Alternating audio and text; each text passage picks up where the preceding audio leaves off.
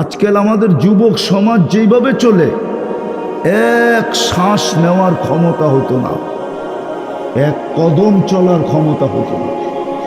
আল্লাহ প্রমাণ দিছেন, উনদুরিলা সামাই ওয়া ইরতিফাইহা, আকাশটা দেখ, ইচ্ছা স্বাধীনতা ওকে দেই নাই, বিদায় ওই খুঁটি ছাড়া দাঁড়ায়া থাকতে, খুঁটি ছাড়া নিজের অস্তিত্বকে ধরে রাখতে বাধ্য। কি আকাশ কি কাগজ দিয়া বানানো? কাগজ দিয়া? মোটা কয়দিনের রাস্তা জানেন? শুধু মোটা হইল 500 বৎসরের রাস্তা। মোটা মোটা মোটা, ও তো খুঁটি ছাড়া নিজেকে ধরে রাখছে। এক সুতা নিচে নামার ক্ষমতা নেই। সূর্যকেই স্বাধীনতা দেন নাই। ও আপনাদের দুনিয়ার থেকে 9,30,00,000 মাইল দূরে। ভালো মতে বোঝেন কিন্তু, ঘন্টায় দৌড়াইতেছে 60,000 66,000 কিলো, 66,000 মাইল ব্যাগে, 66,000 মাইল ব্যাগে দৌড়াইতেছে। কি করতেছে? দূরত্ব কত দুনিয়ার থেকে? 9,30,00,000 মাইল দূরে। বড় কত দুনিয়ার থেকে? 13 লক্ষ গুণ বড়। ও 1 ইঞ্চি নিচে নামার ক্ষমতা নেই। এক কিতাবে লেখা আছে, লাউ কদ্দামতু শিবরান লামুতুম জামিয়া, যে 1 বিঘা যদি নিচে নামায় দেয় সূর্য, তাহলে তাপমাত্রায় তোমরা সব মরে যাবে। তাপমাত্রায় মরো আর না মরো, চর্ম ক্যান্সারে তোমরা সব মরে যাবে। সব চর্ম ক্যান্সারে মরে যাবে 1 বিঘা যদি নিচে নামায় দেয়। যেইখানে আসে ওইখান থেকে। রঙে আসি তো, সূর্যের আলোটা 3 বার ফিল্টার হয়। কয়বার? আপনার বাড়ির ফিল্টারটা কয়বার ফিল্টার হয়? আরে বলেন না কেন, বাড়িতে ফিল্টার নাই? পানি খাওয়ার ফিল্টার নাই? কয়বার ফিল্টার হয়? আপনার বাড়ির ফিল্টার কি 3 বার ফিল্টার করে? কয়বার? সূর্যের আলো 3 বার ফিল্টার হয়। আপনার বিজ্ঞানকে জিজ্ঞাসা করেন, 3 বার ফিল্টার হওয়ার পরে দুনিয়াতে আলোটা আসে। আর যদি ডাইরেক্ট পাঠাইতেন তাহলে এতদিনে সাফা। এতদিনে কি? ঢাকায় শব্দ বোঝেন তো? এতদিনে সাফা। যদি ইচ্ছা স্বাধীনতা না দিতেন তাহলে যুবক এই বেশে ঘুরতে পারে না। ও নির্বাচিত মুসলমানের ঘরে। কার ঘরে? কি মুসলমানের ঘরে নির্বাচিত হওয়ার বেনিফিট জানেন? আপনি কতটুকু বেনিফিট ভোগ করতেছেন? প্রথম বেনিফিট বলতেছি, শুধু আপনি না, হাদিসে আছে, যতক্ষণ পর্যন্ত একজন মুসলমান থাকবে ততক্ষণ পর্যন্ত কিয়ামত হবে না। শুনেন না এই পর্যন্ত? একবারও শুনেন নাই? তাহলে আপনি ভাবেন একজন মুসলমানের ভ্যালু আল্লাহর কাছে কত। একজন মুসলমান থাকলেও কি হবে না? কি হবে না? তাইলে আপনার ভ্যালু কতটুকু? আপনার কারণে পালতেছে, সারা দুনিয়ার সিস্টেমকে চালাবে যতদিন পর্যন্ত আপনি বেঁচে আছেন। সারা জগতের সিস্টেম চালাইতে, একটা সংসার চালাইতে যে চুল পাইকা যায়, ঠিক না? না পাকে না? কোমর ঝুঁকা যায়। সব সিস্টেম আল্লাহ চালাবে শুধু একজন মুসলমানের কারণে। ভাবছেন কোনোদিন আপনার ভ্যালু কত? এটা তো দুনিয়ার ভ্যালু। আখেরাতের ভ্যালু জানেন কি? আমি তো বলি যে কাগজে মুসলমান, বাস্তবে মুসলমান না, শুধু কাগজে মুসলমান। কাগজে মুসলমান বোঝেন? সরকারিভাবে বা কোথাও কোনো প্রতিষ্ঠানে যেইখানে কোনো ফর্ম ফিল আপ করতে যায় লিখতে হয় ধর্ম কি, ওইখানে ও কাগজে লেখা আসছে আমি মুসলমান, ইসলাম আমার ধর্ম, ওরে বলে কাগজে মুসলমান। বাস্তব দৃষ্টিতে ইসলামের কিচ্ছু নাই ওর কাছে। ওই কাগজের মুসলমানও একদিন দুজক থেকে বাহির হবে। যেই দিন বাহির হবে ওই দিন সারা দুনিয়ার কাফের দুজকে চিৎকার দিবে, ইয়াউমা ইয়াওয়াদ্দুল্লাযীনা কাফারু লাউ কানু মুসলিমিন। আফসোস, আমরা যদি ওর মতো কাগজে মুসলমান হতাম তাহলে আজকে চিরদিনের জন্য দুজক থেকে বাহির হইয়া চির শান্তির জায়গা জান্নাতে যাওয়ার সুযোগ হতো। ওই মুসলমান হিসাবে আপনাকে নির্বাচিত করছে কে? কে? যেই দলের থেকে কেউ যদি কোনো দলের থেকে নির্বাচিত হয় আর দলের গঠনতন্ত্র যদি না মানে তাহলে দল তার ভিতর বিরুদ্ধে কি সিদ্ধান্ত নেয়? শুধু বহিষ্কার। কখনো শুধু বহিষ্কারও হয়, আবার কখনো কখনো গঠনতন্ত্রের বিরোধিতা দেখা হয়, যে বিরোধিতা কি ধরনের বিরোধিতা করলো। কখনো কখনো বহিষ্কারও হয়, সাথে সাথে হাতকড়িও আসে, পায়ে বেড়িও আসে, আবার জেল জরিমানাও আসে, আবার অনেক সময় দেখা যায় আয়নাঘরে নিয়ে সাফ করেও দেওয়া হয়। না দেওয়া হয় না? হ্যাঁ, এই গঠনতন্ত্র কে বানাইছে? দুনিয়ার দলীয় গঠনতন্ত্র কে বানাইছে? আল্লাহ। কে বানাইছে? দুর্মিয়া ওই দল বানাইছে, ঠিক না? 2,500 মানুষ, আপনারও মনে হয় সব আউলে গেছেন গা, ঠিক না? সোনার গায়ের মানুষ আউলে গেছেন, ঠিক না? সবার বাড়ির থেকে সোনা ওঠে তো আউলাই বাংলা গেলে গা, সোনার বড়ি হয়ে গেছে 1 লাখের উপরে। আউলানেরই তো কথা, ঠিক না? হ্যাঁ, কি কন?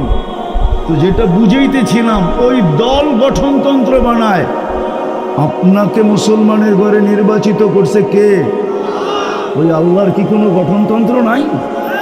হ্যাঁ, নাই। আপনি যে ওটার বিরোধিতা করেন ইচ্ছা স্বাধীনতা পাওয়ার কারণে, কই আপনার তো কোনোদিন অক্সিজেন বন্ধ করলেন না, নাইলে যুবক তাফালিং করে কি করে?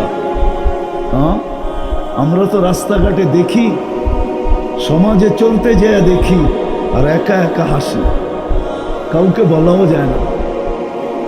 ওটা দুঃখের হাসি, সুখের হাসি না। আফসোস, লোকটা নিজেকে এত এডুকেটেড মনে করে, লোকটা নিজেকে এত শিক্ষিত মনে করে, মিথ্যার লোকেকে এত বড় বড় জ্ঞানী গুণী মনে করে, লোকটা নিজেকে এরকম কিছু মনে করে। যুবকরা নিজেকে কিনা পাবে বলেন?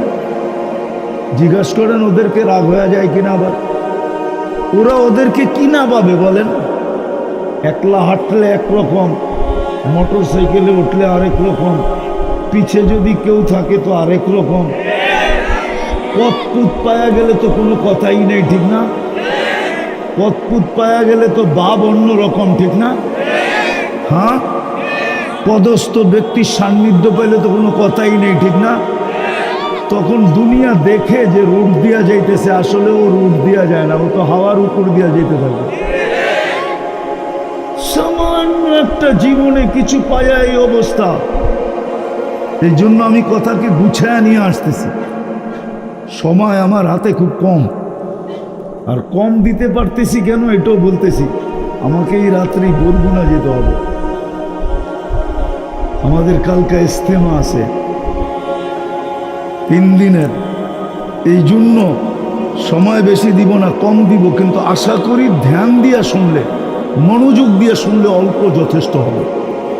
তো যেটা বুঝাইতেছিলাম, যে ইচ্ছা স্বাধীনতা যদি আল্লাহ না দিতেন তাহলে বিবেকওয়ালা মানুষটা বিবেককে এরকম ব্যবহার করতে পারত না, বুদ্ধিওয়ালা মানুষ বুদ্ধিটাকে এরকম ব্যবহার করতে পারত না, শিক্ষিত মানুষ শিক্ষাকে এরকম ব্যবহার করতে পারত না, দীক্ষিত মানুষ দীক্ষাটাকে এরকম ব্যবহার করতে পারত না, যুবক যৌবনটাকে এরকম ব্যবহার করতে পারত না, নারী নারীত্বটাকে এরকম ব্যবহার করতে পারত না, পুরুষ পুরুষত্বটাকে এরকম ব্যবহার করতে পারত না, টাকাওয়ালা টাকাকে এরকম ব্যবহার করতে পারত না, পদস্থ লোক পদকে এরকম ব্যবহার করতে পারত না, শক্তিওয়ালা শক্তিকে এরকম ব্যবহার করতে পারত না, আধিপত্যওয়ালা আধিপত্যকে এরকম ব্যবহার করতে পারত না, রূপসী রূপকে এরকম ব্যবহার করতে পারতো না যেরকম আজকে ব্যবহার করে।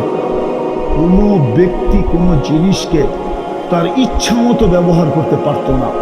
আল্লাহ দৃষ্টান্ত আমাদের সামনে রাখছেন, তারপরে আমাদের দৃষ্টি আকর্ষণ করছেন। উনদুর ইলা সামাই ওয়া ইরতিফাইহা, আকাশ দেখ, উচ্চতা দেখ। উনদুর ইলা শামসি ওয়া শুআইহা, সূর্য দেখার কিরণ দেখ। উনদুর ইলাল বিহারি ওয়া আমওয়াজিহা, সমুদ্র দেখার তরঙ্গমালা দেখ।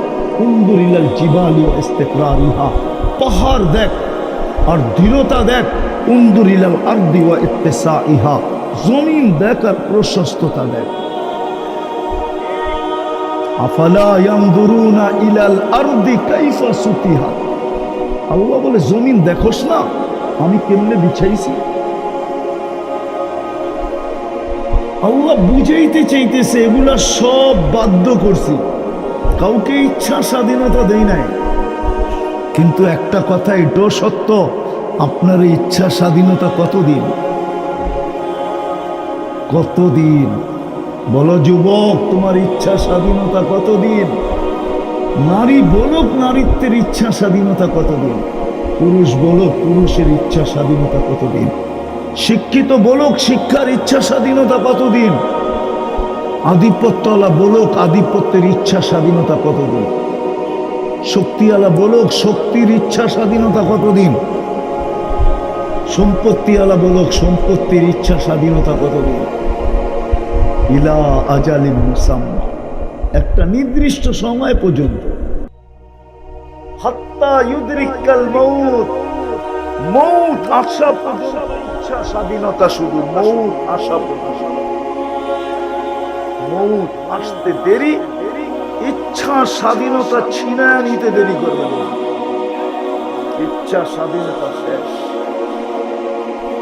ইচ্ছা স্বাধীনতা শেষ, ইচ্ছা স্বাধীনতা শেষ। তারপরে চিরদিন চলতে হবে ইচ্ছা দিন। ইচ্ছা ইচ্ছা দিন চলতে হবে। ইচ্ছা দিন বুঝেন তো?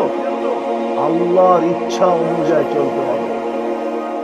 এই জন্য আছে, কোরআনে আছে, দুযোগীরা চিৎকার দিবে, 2 দিন পরে আল্লাহ মুখে সিঙ্গালা করে দিয়া বলবে কালুক সাউ ফিহা ওয়ালা তুকাল্লিমুন, আজকের থেকে চিৎকার দেওয়ার ক্ষমতা তোমার থেকে হরণ করা হবে। আজকের থেকে কথা বলার শক্তি তোমার থেকে হরণ করা হবে। না কথা বলতে পারবে না, চিৎকার দিতে পারবে, চিৎকারও দিতে পারবে না। বোবা যেরকম আ আ করতে থাকে আর হাত দিয়া বুঝাইতে থাকে, ওই আ শব্দও করতে পারবে না। ইচ্ছা ছিনায় নিয়ে আনিবে আল্লাহ। ভালো মতে বুঝি, ভালো মতে কাজে দিবে। ভালো মতে বুঝি যুবক, ভালো মতে বোঝো, কাজে দিবে। নাইলে যেই কোনো মুহূর্ত তুমি উঠে যেতে পারো। আল্লাহর এটাই ঘোষণা, শাবাব লা ইয়াক্তারুকা শাবাবুকা। আমি কিন্তু হাদিস দিতেছি, আল্লাহর ঘোষণা দিতেছি, আল্লাহর ঘোষণা মানো। আল্লাহ ঘোষণা দিতেছে শাবাব লা ইয়াক্তারুকা শাবাবুকা, যুবক যৌবন যেন তোকে বিমুখ না করে। কাম্মিন শাব সাবাকাকা ইলাল মাউত, কত যুবককেই তো আমরা যৌবন অবস্থায় উঠে আনিছি। ইচ্ছা করলে তোমাকে উঠে নিয়ে যেতে পারে। স্বপ্ন স্বপ্নের জায়গায় থেকে যাবে, আকাঙ্ক্ষা আকাঙ্ক্ষার জায়গায় থেকে যাবে। এমনকি ফ্যামিলির সমস্ত আশা আকাঙ্ক্ষা ধূলিসাৎ হয়ে যাবে। আমার মনে আছে 2000 কত করোনার সময় 2021-এ আমি আমেরিকাতে ছিলাম। আমি এক জানাজায় ছিলাম, পরিচয় নিতে যেয়ে দেখি ছেলেটার বাড়ি নোয়াখালী। সে মেক্সিকো দিয়ে আমেরিকাতে ঢুকছে, একবারে ইয়ং, মাত্র জেল থেকে বাহির হয়ে আসছে 5 মাস। 5 মাস পর্যন্ত সে হোম ডেলিভারির কাজ করতেছিল, মোটর সাইকেল। ওর কোনো আত্মীয় স্বজন নাই, মোটর সাইকেল অ্যাক্সিডেন্ট করে মারা গেছে। আমি সত্য বলতেছি, ওর জানাজা আমাকে কাঁদায়। আপনজন তো কেউ ছিল না, কেউ কাঁদছে কি কাঁদে নাই আমি জানি না। আমি দেখি না কাউকে কাঁদতে, কিন্তু আমাকে কাঁদায়। আমি ভাবতেছিলাম যে এই যুবক মেক্সিকো দিয়ে 25 থেকে 30 লক্ষ টাকা দিয়ে ঢুকছে, 3 মাস জেল খাটছে, বাহির হয়ে আসছে 5 মাস। যদি পার মান্থ $5,000 কামায়, তো 5 মাসে $25,000 কামাইছে। এখন পর্যন্ত যে টাকা খরচ করছে ওইটাই তো উঠাইতে পারে না, ঠিক না? বাকি আশা কোথায় যে 2 দিন পরেই, 2-1 বছর পরেই আমি গ্রিন কার্ড পাবো, বাড়িওয়ালাদের জন্য অ্যাপ্লাই করব। একদিন দেখা যাবে আমার বউ আসবে, আমার মা আসবে, আমার বাবা আসবে, আমার ভাই আসবে, আমার বোন আসবে, আমার পুরো ফ্যামিলিটা আসবে। একদিন আমেরিকাতে আমরা একটা ফ্যামিলি হব। কত আশাই তো সারা রাত্রে খালি বুনতে থাকতো। সব জিনিস যুবক, তোমাদের আল্লাহ এটাই বোঝায়, শাবাব লা ইয়াত্তাহিকা শাবাব। যুবক যৌবনের তোকে ধোঁকা না দেয়। যৌবন কিন্তু ধোঁকার জিনিস, তোকে যেন ধোঁকা না দেয়। কাম মিন শাব সাবাকাকা ইলাল মউত। কত যুবককে তো আমরা যৌবন অবস্থায় উঠায় এনেছি। আশা কোথায়, আকাঙ্ক্ষা কোথায়, স্বপ্ন কোথায়, সব জিনিস। আবার আমাদেরকে আল্লাহ সতর্ক করে, ইবনে আদম লা তাফরাহ বিদুনিয়াইকা। সোনারগাঁর মানুষ, ডেলি বাড়ির থেকে সোনা উঠে বইলা হারায় যেও না, বিমুখ হয়ে যেও না। মনে করেন উঠলো সোনারগাঁও, সোনা উঠতেও পারে এখান থেকে, ঠিক না? কি নাম কি? আর আমার মনে হয় উঠতেও পারে সোনা। এটার একটা প্রমাণ আমার কাছে আছে। কি আছে? আপনারা জানেন না, ওটা সোনারগাঁর আলেমরা জানেন, আমার বিশ্বাস। আবার আলেমরা রাগ না হয়ে যায়, আমার বিশ্বাস সোনারগাঁ থেকে সোনা উঠতে পারে। আমার বিশ্বাস সৌদি আরব থেকে যদি তেল উঠতে পারে, সৌদি আরব থেকে যদি সোনা উঠতে পারে, তাহলে সোনারগাঁ থেকে সোনা উঠতে পারে। কেননা সর্বপ্রথম হাদিসের দর্শ 1268 সনে কলা রসুলের দর্শ, সবক পড়ানো এই সোনারগাঁ থেকে প্রথমে শুরু হয়। আবু তায়ামা রহমতুল্লাহ আলাইহি সর্বপ্রথম হাদিসের দর্শ দিয়েছেন। হাদিসের দর্শ বুঝেন? হাদিসের ক্লাস করাইছেন, হাদিস পড়াইছেন। আল্লাহ রসুলের হাদিস পড়াইছেন 1268 সন, প্রায় 800 বছর কাছাকাছি। ওই সময় এখানে হাদিসের দর্শ দিতেন। আর যেইখানে সর্বপ্রথম হাদিসের দর্শ দিতেন, তাহলে আমার মনে হয় ওই হাদিসের দর্শের কারণে এই সোনারগাঁর মাটির নিচের থেকে সোনা উঠতে পারে। সৌদি আরবের থেকে যদি তেল উঠতে পারে, সোনা উঠতে পারে, তাহলে আমার বিশ্বাস জন্ম নেওয়ার কারণে, রাসূলুল্লাহর দেশ হওয়ার কারণে, উনি এখানে থাকার কারণে যদি ওই জমিন থেকে তেল উঠতে পারে আর সোনা উঠতে পারে, তাহলে ওনার হাদিস যেখানে সর্বপ্রথম পড়ানো হয়েছে এই বাংলাদেশের ভিতরে, বরং বলা যাবে পুরো ভারতবর্ষের ভিতরে সর্বপ্রথম যেখানে হাদিসের দর্শ হয়েছে, এই সোনারগাঁ থেকেও সোনা উঠতে পারে। কিন্তু তালাশ করবে কে, এটা তো আর আমি জানি না। যদি তালাশ করে একদিন আমার কথা সত্য হইতে পারে যে সোনারগাঁ থেকে এখন সোনা ওঠা শুরু হয়েছে, যদিও সোনারগাঁর মানুষ মানবে না আমার কথা। কি মানবে?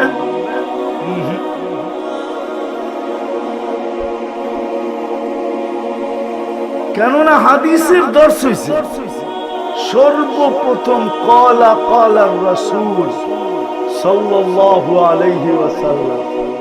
আমার বিশ্বাস হতে পারে যেটা বললাম, যেটা বুঝাইতে চাইতেছিলাম আমি, ওইটা আজকে বুঝা উঠলে কাজে দিবে, যেটা আমি বুঝাইতে চাইতেছিলাম। এই জন্য আল্লাহ আমাদেরকে বলছেন তোমাদের বাড়ির থেকে সোনা উঠতে পারে। কিন্তু মানুষ হারা যেও না, বিমুখ হয়ে যেও না, কেননা তুমি চিরঞ্জীব না।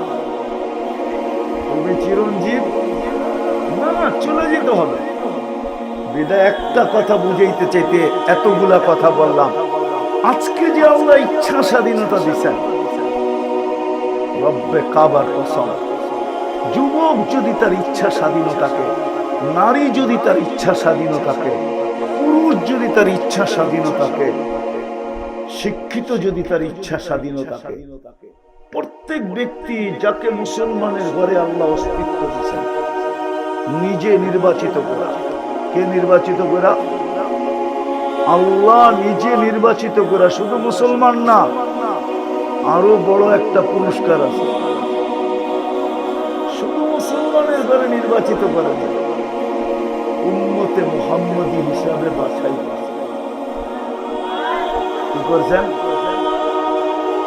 যতবার সুবহানাল্লাহ বলবেন কম হবে, যতবার শুকরিয়া আদায় করবেন কি হবে? কম হবে। রব্বে কাবার কসম, যত শুকরিয়া আদায় করব কম হবে। আপনি উম্মতে মুহাম্মদী হিসাবে বাছাইকৃত, নির্বাচিত হয়েছেন। কুরআন বলে হুয়াজতাবা, আপনি সমগ্র জাতির ভিতরে শ্রেষ্ঠত্বের মুকুট পাইছেন। কুনতুম খায়রা উম্মাহ, আপনি সমস্ত জাতির ভিতরে সবচেয়ে বেশি সুযোগ সুবিধা পাইছেন। আপনার মতো সুযোগ সুবিধা কেউ পায়।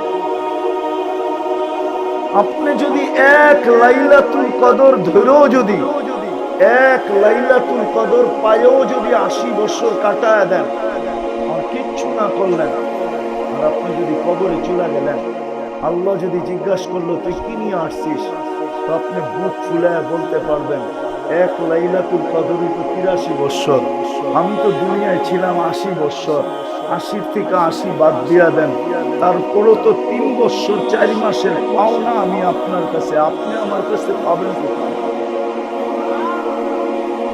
আমি কথার শেষ জায়গায় চলে আসি, আর বাড়াইতে চাইতেছি না কথায়, বিলকুল শেষ জায়গায় চলে আসি। আজকে যদি ইচ্ছা স্বাধীনতাকে আল্লাহর ইচ্ছাধীন আর আল্লাহর রসুলের ইচ্ছাধীন করতে পারেন,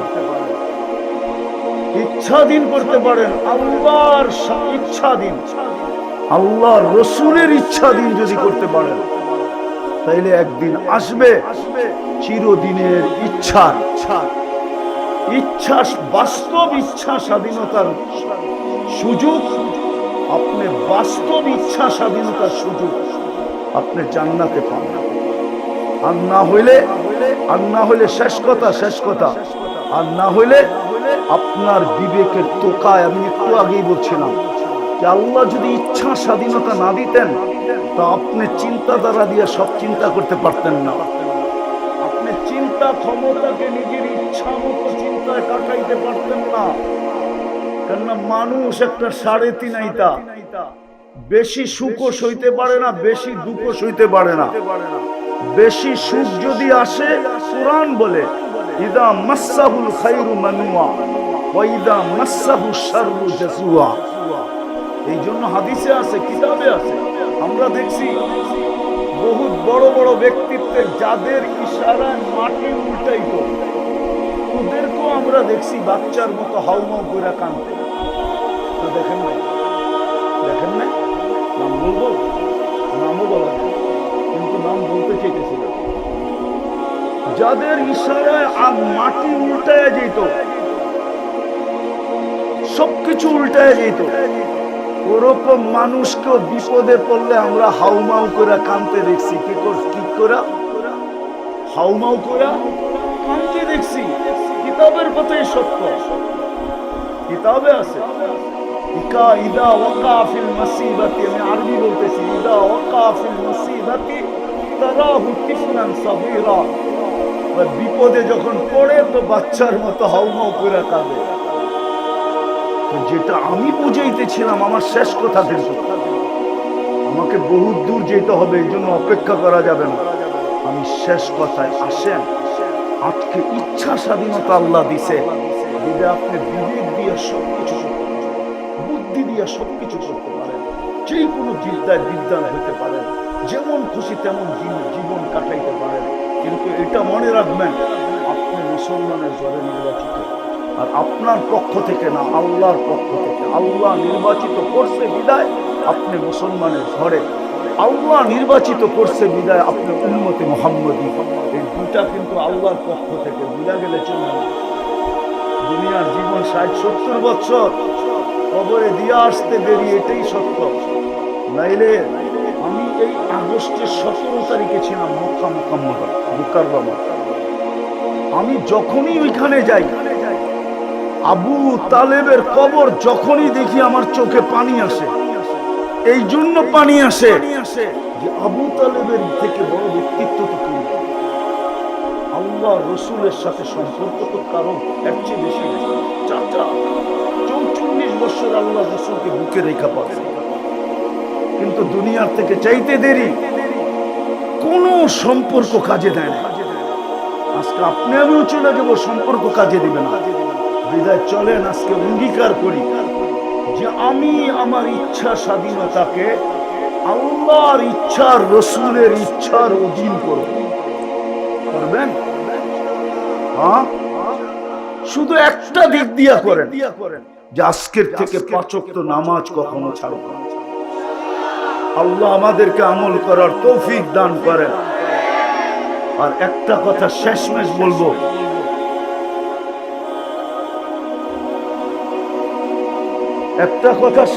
বলবো, শেষমেশ একটা কথা বলবো।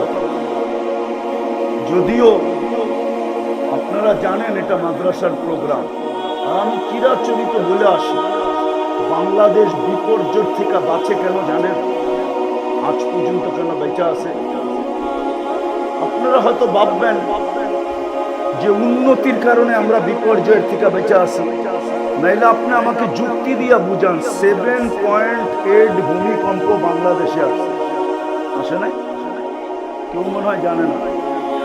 হ্যাঁ, কেননা 5টা 5-এ আসছে তো, যাদের জানার কথা, এমনকি মিডিয়ারাও ওই সময় ঘুমেছিল, ওরা জানবে পত্রিকা। আর বাকি আমার সমাজের অধিকাংশই তো, কেননা ফজরের 2% লোক ফজর নামাজ পড়ে না, 98% লোক তখন ঘুমেছিল। 5টা 5 বাজে ভূমিকম্প আসছিল, 31st নাইটের পরের দিন। কিন্তু বাংলাদেশে একটা টিনের ঘর পড়ে, কিন্তু এই 7.8 গত ডিসেম্বরে তুর্কিতে আসছে। 1.5 লক্ষ লোক মারা গেছে, এক শহর মাটির সাথে মিশে। বলেন সারা দুনিয়া যে চিৎকার দিতেছিল বাংলাদেশকে করুণা নিয়া, বাংলাদেশের মতো বিপর্যয় কখনো হয়, কোথাও হবে না। ওই তুলনায় বাংলাদেশে কোনো বিপর্যয়ই হয় না। বরং করুণার রোগী বাংলাদেশে যত সুষ্ঠুভাবে, সুন্দরভাবে আলেম ওলামার হাতে দাফন হয়েছে, দুনিয়ার কোথাও করুণার রোগী এরকম সুন্দরভাবে দাফন হয়। সত্য তো? আপনি এখন নেটে সার্চ দেন, করোনার সময় যতগুলা দাফন করার জন্য সংস্থা ছিল, সবগুলা মাদ্রাসার উস্তাদ এবং ছাত্রদের ছিল। কোনো বিপর্যয় ঘটে নাই। কেন?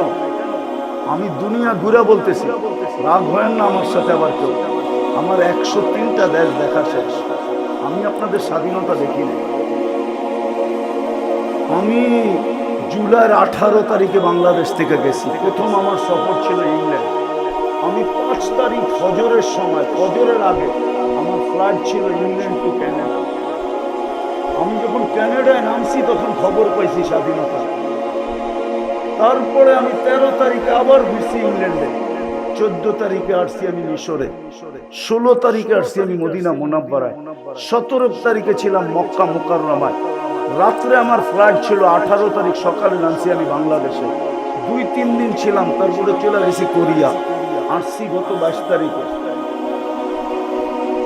আমাকে বুঝাইতে হবে, আমার উন্নত বিশ্ব দেখা শেষ, শুধু একটা বাকি আছে, নিউজিল্যান্ড। ইনশাআল্লাহ অচিরেই ওটাও পুরো হবে। বাকি কোনো উন্নত বিশ্ব আমার বাকি নেই। আমি অহংকার করে বলতেছি না, বুঝানোর জন্য। বাংলাদেশটা শুধু বেঁচে আছে 2 থেকে 3 এখানকার পরিবেশের কারণে, নাইলে এই দেশ বাঁচার কথা না। যেই দেশে মা বাবা সন্তানের হাতে নিরাপদ না, মুসলমান মা বাবা, ওই দেশ বাঁচার কথা না। রাগ হয়ে যান না। এখন আজকে মুখ খুলতেছি, যেই দেশের নেতারা, শীর্ষস্থানীয় সমাজপতিরা যুবকের জিন্দেগি বরবাদ করার জন্য ইয়াবাহা বিক্রি করে ওই দেশ বাঁচে, তো বাঁচে কি করে? মাদক বিক্রি করে ওই দেশ বাঁচে, তো বাঁচে কি করে? যেই দেশের রক্ষকরা যুবকের যৌবনকে দুলিশাত করার জন্য ইয়াবাহা ক্যারি করে, ইয়াবাহা দেশে আনে, ডাইল আনে, সমস্ত মাদক আনে, যাদের নাকে ডগা দিয়া যারা এটাকে সাপ্লাই দেয়,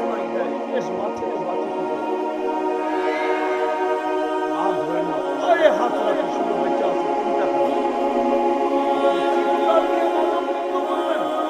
আমাদেরকে এসব বলতে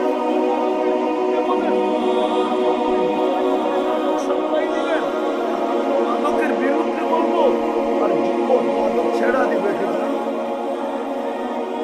এত টাকার দরকার হয় কেন যে মাদক দিয়ে ব্যবসা করে কোটিপতি নিতে হবে? আল্লাহ তো লেখা দিছে কপালে, কোটিপতি হলে তুই হবি। মানে আমার মতো ফকির থেকে 103টা দেশ সফর করে আমার মতো ফকির বলতে পারে আরো 100 লেখা আছে।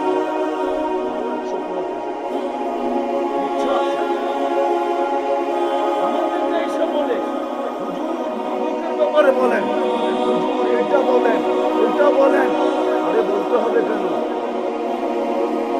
বলেন আমার সমাজের দুরবস্থা বলতে হবে কেন? লাভ হয় না, পায়ে হাত রাখে। শুধু 3টা কারণে দেশ আমার কথা মেনে নেন। মসজিদের কারণে, মাদারিসের কারণে, হক্কানি আলেম ওলামা।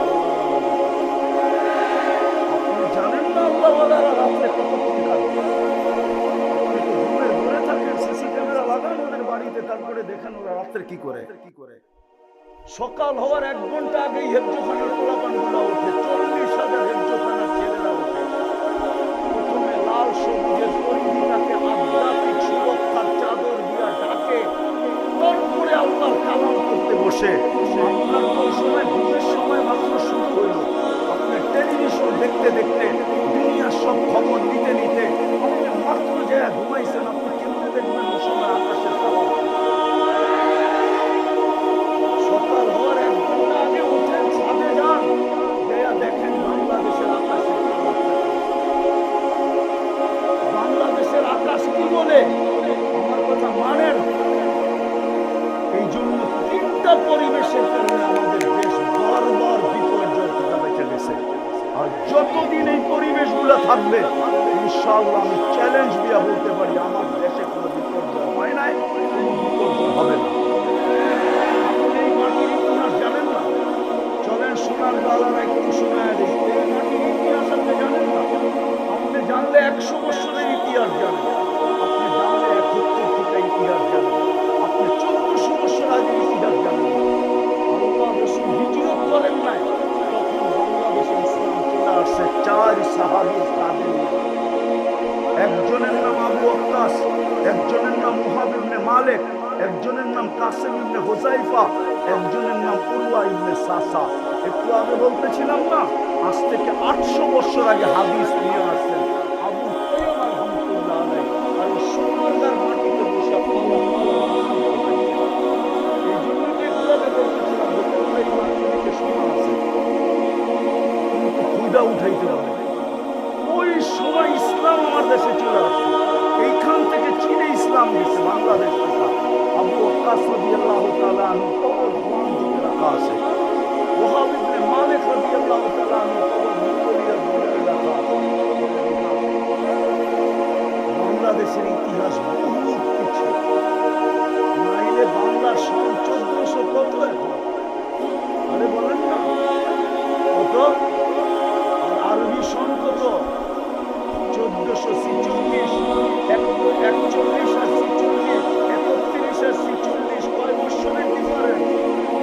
হ্যাঁ, কত বছরের? 15 বছরের ডিফারেন্স। আপনার বাংলার ইতিহাস 1400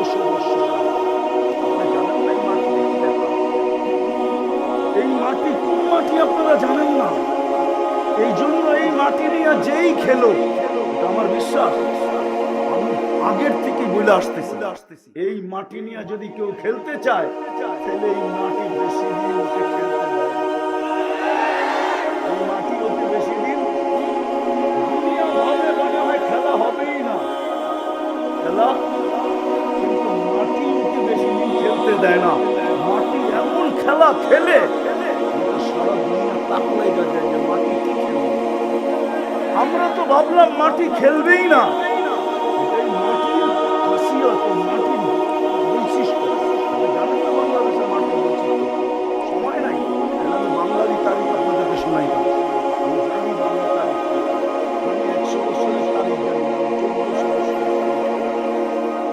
মাটির খাসিয়ত আমার জানা। পায়ে হাত দিয়ে তিনটা পরিবেশকে ধরে রাখে, রাখবেন পাক্কা। যদি যাবে হাত দিতে হয় দিবেন, কে কে দিবেন দেখি? হ্যাঁ, তাহলে পাঠায় দেন মাদ্রাসা, দেখি কি দেন আপনারা।